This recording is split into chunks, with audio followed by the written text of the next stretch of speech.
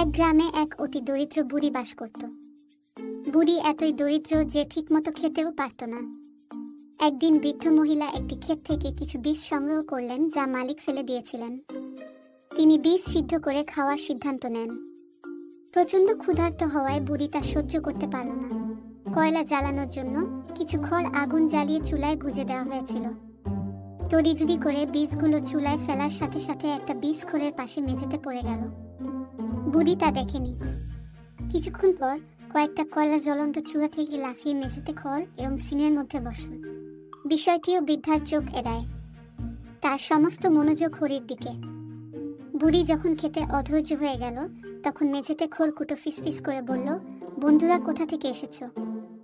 বন্ধুরা, আমারও একই অবস্থা হতো।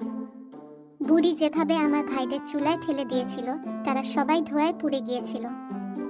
ভাগ্যিস বুড়ির আঙুলের ফাঁক গলে আমি নিচে পড়ে গিয়েছিলাম, অন্যথায় আমি হতাম।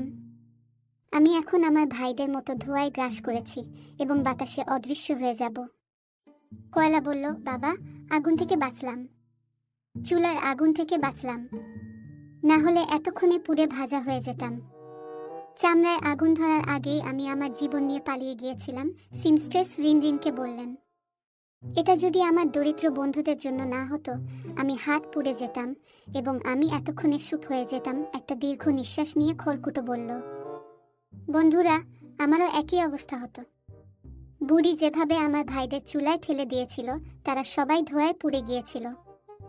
ভাগ্যিস বুড়ির আঙুলের ফাঁক গলে আমি নিচে পড়ে গিয়েছিলাম, অন্যথায় আমি হতাম। আমি এখন আমার ভাইদের মতো ধোঁয়ায় গ্রাস করেছি এবং বাতাসে অদৃশ্য হয়ে যাব। শিম দানার প্রস্তাব পছন্দ হয়েছে বাকি দুজনের। তিন বন্ধু দ্রুত নিরাপদ স্থানের সন্ধানে বেরিয়ে পড়ে। হাঁটতে হাঁটতে তারা একটা ছোট নদীর তীরে পৌঁছে গেল, কিন্তু নদী পার হওয়ার জন্য কোনো সেতু বা নৌকা দেখতে পাননি তারা। সিমের, কয়লা আর দানা মহা চিন্তায় পড়ে গেল।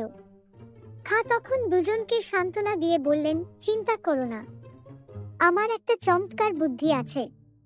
শোন, আমি শুয়ে শুয়ে আমার শরীর নদীর ওপারে ছড়িয়ে দেব। তোমরা একে একে নদী পার হবে।